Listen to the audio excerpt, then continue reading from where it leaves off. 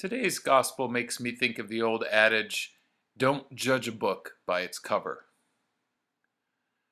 What that means is that when we look at a book, it may not be very appealing on the outside, and we may discard it because of that, even though inside it contains a phenomenal story. While we may look at other books who have magnificent covers and lots of exciting pictures, we may buy that book and then be disappointed because it's not very well written. We need to go ahead and read a book to know whether or not it's good.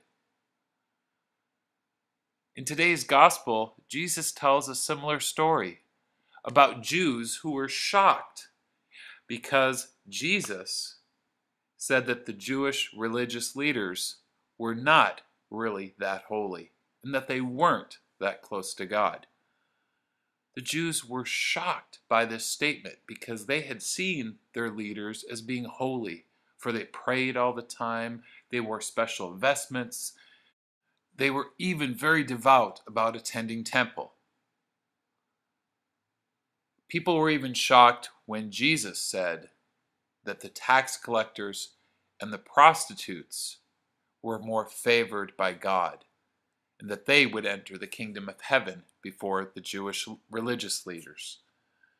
And the Jews didn't understand that because those were people of sin. Well, while they may have been people of sin, they wanted to love God, and they tried to avoid sin and follow God's commandments, and love God and love other people. So let me give you an example. If a person prays the rosary and can do it 3 times in 1 hour, compared to a person who prays the rosary but takes their time and does it once in an hour, which one do you think God is most impressed with?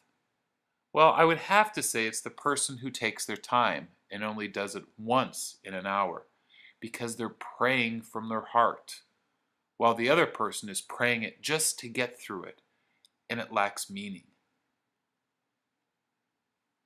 You remember last week I talked in my homily about how it's not our responsibility to judge people, and that only God can see what's truly in our heart.